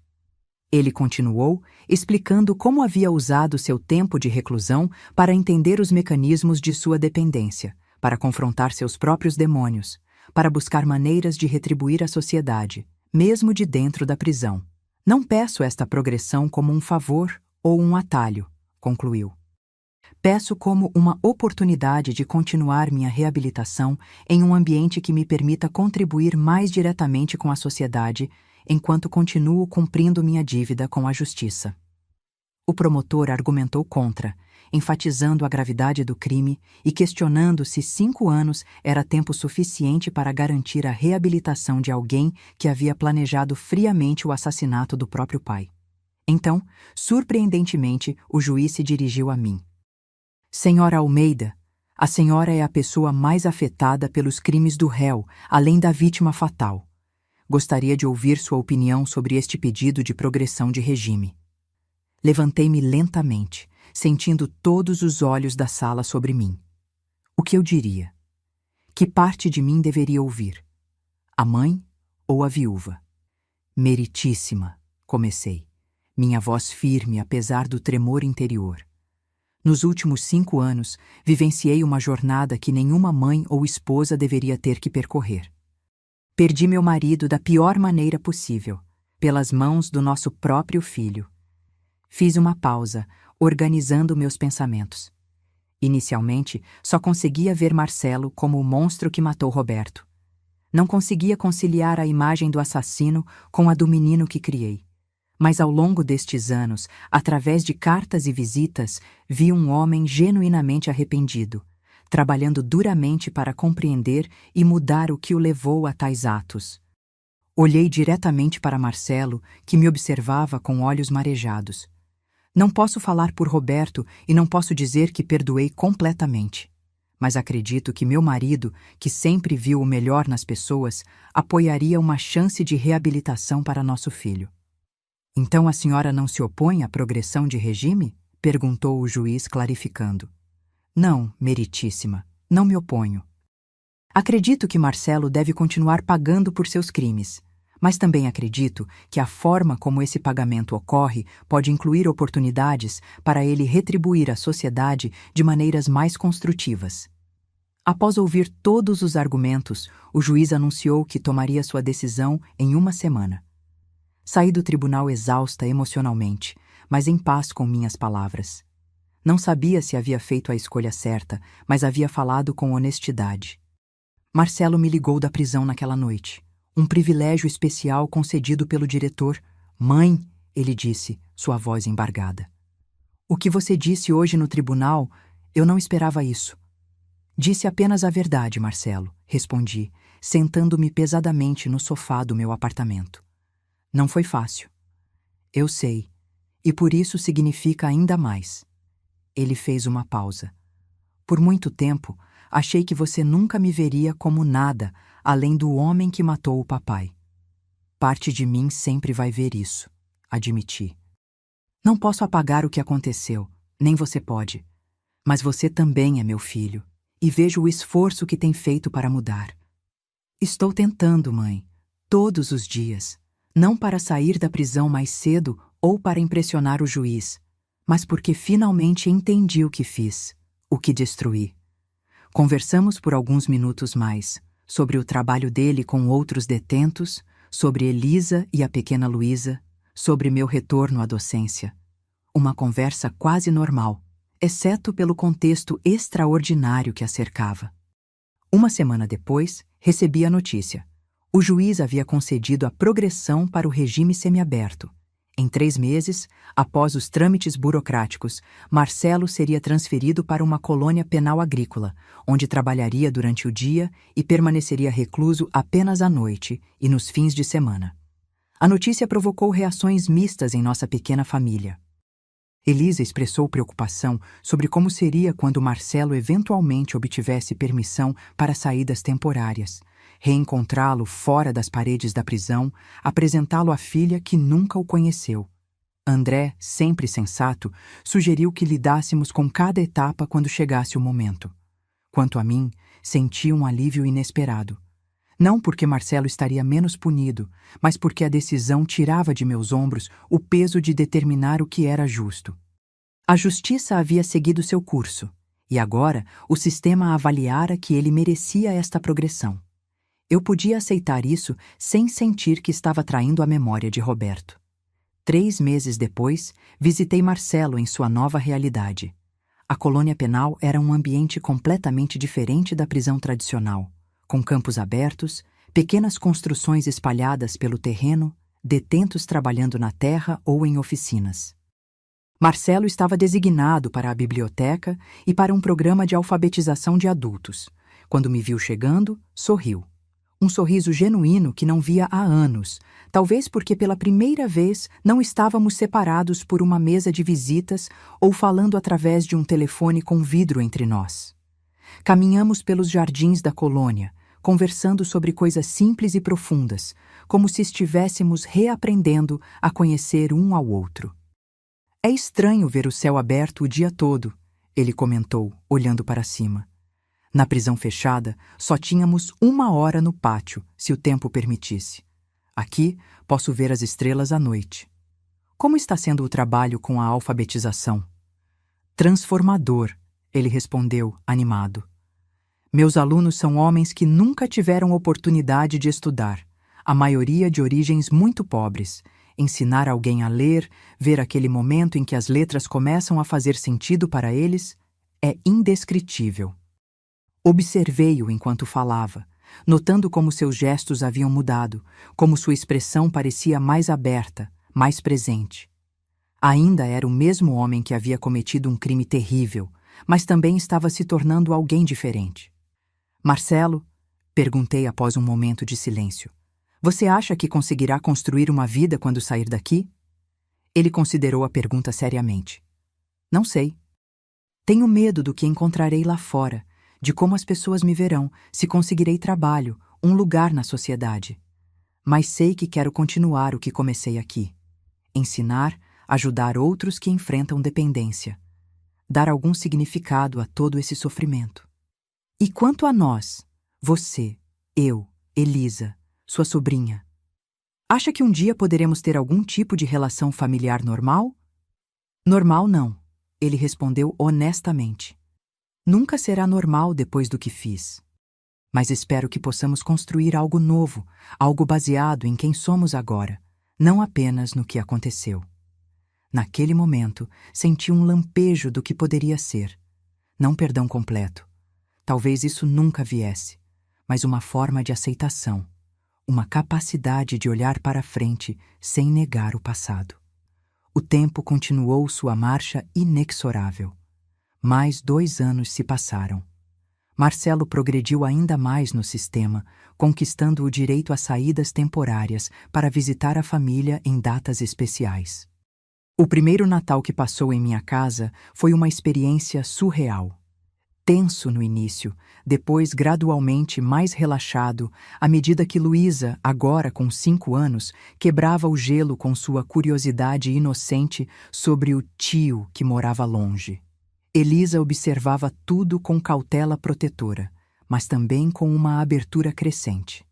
André, pragmático como sempre, tratava Marcelo com civilidade distante, sem hostilidade, mas também sem intimidade. Durante esses anos, também passei por minha própria transformação. O luto por Roberto lentamente evoluiu de uma dor aguda para uma saudade mais suave, um espaço permanente em meu coração que aprendi a carregar sem que me esmagasse.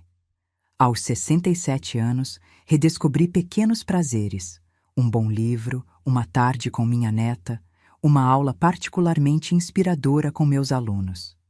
Também comecei a namorar novamente, para minha própria surpresa. Carlos, um professor de história aposentado que conheci em um sarau literário, entrou em minha vida com sua gentileza e inteligência. Ele sabia toda a história. Quem em nossa pequena cidade não sabia? E ainda assim, me via como uma mulher completa, não apenas como uma vítima de tragédia. Você tem uma força impressionante, Márcia, ele me disse uma vez, enquanto caminhávamos pela praça. Sobreviver ao que você passou e ainda conseguir amar a vida, amar as pessoas, isso é extraordinário. Não me sinto extraordinária, respondi sinceramente. Apenas fiz o que precisava ser feito, um dia de cada vez. É exatamente isso que é extraordinário. Quando Marcelo soube sobre Carlos, demonstrou uma alegria genuína por mim. Você merece ser feliz, mãe, disse ele durante uma visita. Papai também gostaria que você seguisse em frente. Havia uma maturidade em suas palavras que não existia antes, uma capacidade de pensar além de si mesmo que talvez fosse o sinal mais claro de sua reabilitação. Em uma tarde de primavera, 7 anos após a morte de Roberto, recebi uma carta inesperada. Não era de Marcelo, mas de Denise, a senhora que conheci no grupo de apoio anos atrás, cujo filho também estava preso por homicídio. Querida Márcia, ela escrevia, Eduardo finalmente saiu em liberdade condicional na semana passada, após 15 anos. Os primeiros dias têm sido surreais. Ele está tão mudado, o mundo está tão mudado. Há momentos difíceis, sem dúvida, mas também momentos de alegria que nunca pensei que voltaria a sentir. Lembrei-me de você e de nossas conversas sobre o equilíbrio impossível entre amar o filho e nunca esquecer o que ele fez. Talvez esse equilíbrio seja, afinal, possível. Não perfeito, não sem dor, mas possível. A carta me fez refletir sobre a jornada que ainda estava pela frente. Um dia, Marcelo também sairia da prisão, não em breve, mas eventualmente. Como seria recebê-lo no mundo? Como seria para ele enfrentar uma sociedade que não esquece nem perdoa facilmente? Em meu próximo encontro com a psicóloga, uma prática que mantive durante todos esses anos, compartilhei essas preocupações. Márcia, ela disse pensativamente, você passou por um trauma que poucos conseguem imaginar. Perdeu seu marido de forma violenta e descobriu que seu próprio filho foi responsável. O fato de você ter conseguido manter um relacionamento com Marcelo, de estar preocupada com seu futuro, já é notável. Mas não sei se estou fazendo a coisa certa, confessei. Às vezes, me sinto culpada por ainda amá-lo, como se estivesse traindo Roberto. Outras vezes, me sinto culpada por não conseguir perdoá-lo completamente. Talvez o perdão não seja algo que aconteça de uma vez, como um interruptor que se liga, ela sugeriu. Talvez seja mais como uma jornada, com avanços e recuos, um processo contínuo que nunca realmente termina.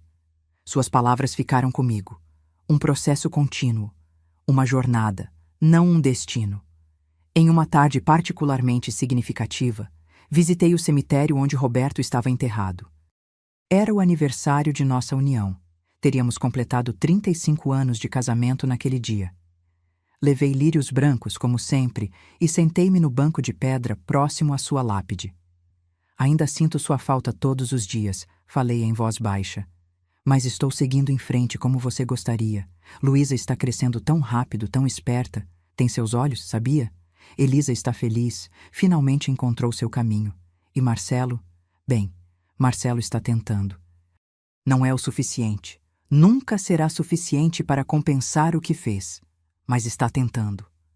Uma brisa suave agitou as folhas das árvores, como se Roberto estivesse respondendo à sua maneira. Fechei os olhos, sentindo o calor do sol no rosto, permitindo-me um momento de paz. Quando abri os olhos novamente, notei algo que não tinha visto antes. Um pequeno broto verde emergindo ao lado da lápide. Uma planta qualquer, talvez trazida pelo vento ou por um pássaro, encontrando vida no lugar menos provável. Sorri para aquela pequena manifestação de resiliência. A vida, de alguma forma, sempre encontra um caminho para continuar. Nem sempre o caminho que esperamos ou planejamos, frequentemente através de dor e perda, mas sempre em frente. No caminho para casa, pensei em todos nós. Eu, Elisa, Marcelo, Roberto, cada um seguindo sua própria jornada. A minha continuava aqui, tentando equilibrar amor e perda, memória e movimento, justiça e misericórdia. A de Roberto havia seguido para um lugar que eu não podia conhecer ainda. A de Elisa florescendo com sua nova família, e a de Marcelo, uma estrada longa de redenção que talvez nunca terminasse completamente. Não havia respostas fáceis, nem finais perfeitamente resolvidos. Apenas pessoas imperfeitas tentando encontrar seu caminho após uma tempestade que havia mudado a paisagem para sempre. E talvez isso fosse o suficiente. Não uma história com final feliz, mas uma história verdadeira, com todas as suas complexidades e contradições. Uma história sobre perda e traição, sim. Mas também sobre resiliência, sobre a capacidade humana de continuar respirando, andando, vivendo, mesmo quando parece impossível. Sobre como as pessoas podem mudar, para pior e para melhor. Sobre como o perdão é complicado e contínuo. Sobre como a vida segue inexoravelmente, mesmo após as piores quebras. Minha vida havia se partido em 2 momentos distintos. Antes e depois daquela ligação do banco. Antes e depois de descobrir que meu marido havia sido envenenado pelo nosso próprio filho. Mas continuava sendo minha vida, com todas as suas feridas e cicatrizes, com todos os seus momentos de dor e vislumbres de alegria.